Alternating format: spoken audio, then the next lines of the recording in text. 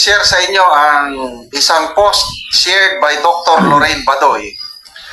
Post ng isang retired AFP General, si Commodore Vicente Sihoco ng PMA Class of 1982. Tungkol ito kay ex-Senator Trillanes at yung kanyang nanay at tatay, anong buhay na meron itong si Trillanes nung kadete pa siya at anong ginawa ng kanyang tatay. Okay?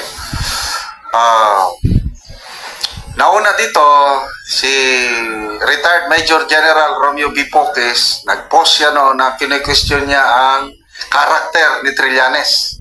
Sabi ni General Poques na Trillanes does not represent the life or character of a professional soldier, much more of a PMA. So, kine-question nila ang credibility ni Trillanes. Yan, General Poques, General Orlando De Leon, maraming mga general na naunang matikos kay Trillanes ito. Dagdag general, si Commodore Vicente Sihoco. Kilala ko ito, nakasabay ko na-assign sa Camp Aguinaldo bago ako nag-retire. Matinong sundalo itong, matinong general itong si Commodore Sihoco dahil awardee siya ng Outstanding Philippine Soldier noong 2013. Okay, ito ang post ni Commodore Sihoco. Basahin ko lang ulitin ko, si Dr. Badoy ang nag-share nitong post na ito. Trillanes belong to the most junior and last class of PMA cadets I handled at PMA as instructor in engineering subjects. By the way, si Commodore Sihoco na-assign sa PMA as instructor. Na-handle niya itong si Trillanes bilang estudyante, bilang kadete sa PMA.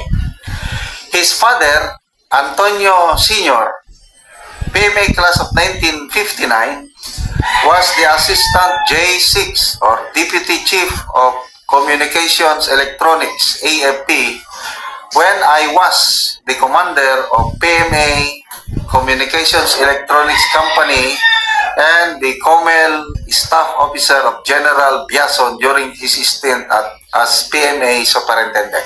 Okay. Antonio, dito na, yung buhay ni Trillanes nung kadete pa siya. Ito na yung pagbubulgar sa mga sikreto ni Trillanes. Antonio Trillanes Sr.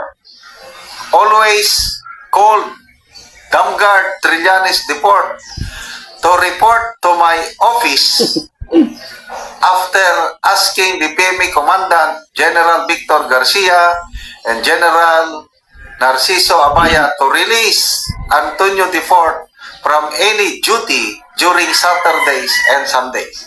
Talagang parlor pala okay, si Trillanes. Monday to Friday yan, magklase ang mga kadete. Sarap buhay. Pagdating na sa Saturday, Sunday, wala nang academic class, kailang maraming mga activities o duties. So, halos walang pahinga ang mga playboy, yung first year na kadete, walang pahinga. Kailang itong si Trillanes pala, sa tulong ng kanyang tatay, PMA class of 1959, nako, libre na siya, wala na siyang gagawin during Saturday and Sunday. Kaya pala ganyan. Magre-report na lang sa opisina ni itong si, I don't know, anong rango niya, Lieutenant Senior Grade Vicente Sihoco pa noon.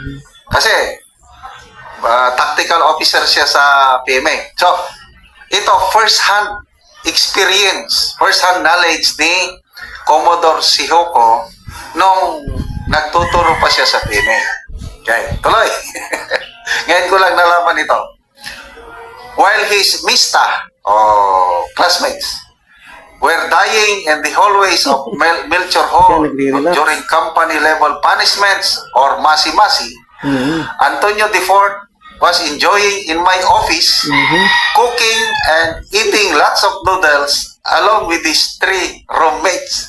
Kulang pala sa kulbat Pagka-privilege pa naman pala itong si Trillanes. Wala. So, dapat sagutin ni Trillanes itong pasabog na ito ni Commodore Sihoco. Kulang siya sa kulibatong. Okay. Medyo may pagkasyabi Sabi, relax. Mm. Swapang rin ang bukong na ito. Yung tatay at nanay niya ay palagi umaakyat sa Baguio sa kwarto ko sa office na tutulog. Mhm. Libre lahat, hatid sundo ko, pakain, etc. They usually arrive late Friday afternoon and depart early morning of Monday. Oh, pagkaswerte naman ni Cadet Trillanes pala. Living in luxury every Saturday and Sunday. Okay. When I reported for duty at the office of the Chief Comel AFP, upon request of the Chief Comel AFP, Antonio Trillanes Sr. just retired and was a dealer supplier of various items at GHQ AFP. Ito, yung position ni Antonio Sr., yung binakit niyang position pag-retire, ang pumalit, itong si then Captain Vicente Sihoco, Navy Captain Vicente Sihoco. Okay. During those times, conversion and ghost deliveries were rampant, and his father was able to convert DBM Saru to cash. The budget intended for AFP PNP telephone directory publication. Ito, mabigat na ito. Mhm. Pinera. Pundo para sa directory ng AFP PNP telephone directory publication instead na i-publish, nawala. Unfortunately, mabigat to. Unfortunately, that money was used as a bet in the casino and mahjong where Antonio Sr. lost everything in a blink of an eyelash. Mhm. Nako. Tayo na. Being new to the office, I never had any idea of what was going on in my office. My first task then on my first week of duty was how to produce 1.5 million cash to Mhm. print the AFP AFP telephone directory at that time that the converted cash was already lost from Antonio Sr.'s gambling activities. Pinakamalas ko naman, Mhm. kagaguhan ng tatay ni Antonio Defort, ako ang nautusan maghanap ng pera kapalit ng nilustay ng kanyang tatay. Again, these are serious accusations. I don't know kung gaano ito katotoo, binabasa ko lang. Dapat sagutin ito ng Kung makapagpapasa si Trillanes, patunayan labas. ni Commodore Sihoco. I accomplished my task to produce funds and print the AFP directory using funds I solicited from various commercial companies. This was upon orders of my superiors, and all money solicited to the last centavo were properly accounted for. Ulitin ko, matinong opisyal, matinong Commodore, itong si Commodore Vicente Sihoco. Hindi siya magiging awardee ng Outstanding Philippine Soldier pag hindi siya with integrity. Okay? So, swerte niya. Perang nilustay ng tatay niya, napalitan ang kanilang kagaguhan na pagtakpan. His mother earned money as a dealer. She allegedly made magic bidding documents to corner contracts and convert Saro to cash. Of course, she did these things in cahoots with some crooked Navy personnel. Okay, so ito yung allegation ni Commodore Sihoco. At ang however, Trillanes denied the accusations of Sihoco's first-hand comment, received thousands of shares and likes on social media, especially after President Rodrigo Duterte accused Senator Trillanes' parents of being involved in the deals. Oo nga. with Philippine Navy. Maalala ko ito, si PRRD, nagbanggit na siya nito tungkol sa parents ni Trillanes. However, Trillanes denied the accusations of the president, saying that his parents will never commit corruption. So, yan na lang. So, nasa taong bayan na lang ang conclude kung sino ang nagsasabi ng totoo. Magbasa lang ako sa mga comments. Most relevant comments. Ramon Yugyug, isang Army General ito. Kilala ko rin. Dati kong CEO Class yan. 85 si Si Ramon Yugyug. General Yugyug. Sabi Bravo niya, Company. the mother Trillanes is the Janet Lim Napoles equivalent in the Navy that time. Ano pa? Ramon Yugyug, dati kong CEO. Celeste D. Madronial. Guilt is personal, Sonny.